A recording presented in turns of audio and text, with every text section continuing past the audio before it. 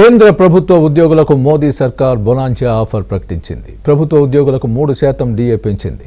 ఉద్యోగులతో పాటు పెన్షనర్లకు కూడా 3% డిఆర్ పెంచుతూ కేంద్రం నిర్ణయం తీసుకుంది.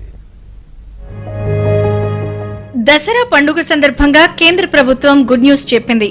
కేంద్ర ప్రభుత్వ ఉద్యోగులు పెన్షనర్లకు డిఏ పెంచుతున్నట్లు ప్రకటించింది. 3% డిఏ పెంచేందుకు కేంద్ర మంత్రివర్గం ఆమోదం తెలిపింది. ఈ నిర్ణయంతో డిఏ మొత్తం 55% నుంచి 58% చేరింది.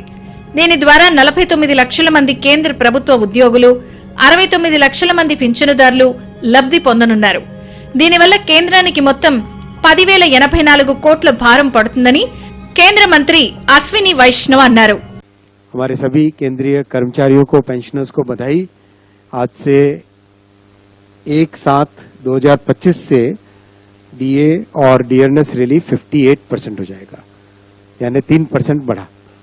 बहुत ही बड़ी अच्छी बढ़ोतरी है ये, और करीब करीब 49 लाख एम्प्लॉयज और 69 लाख पेंशनर्स को इसका सीधा लाभ मिलेगा।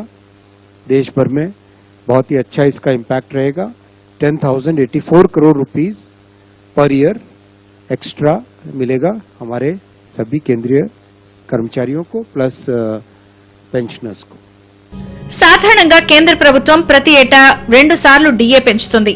జనవరి, జూలై నెలల్లో పెంచుతూ వచ్చిన ప్రభుత్వం ఈ ఏడాది మాత్రం మార్చిలో ఉద్యోగులకు 2% డిఏ పెంచుతూ నిర్ణయం తీసుకుంది. ఇప్పుడు తాజాగా మరో 3% డిఏ పెంచింది కేంద్రం.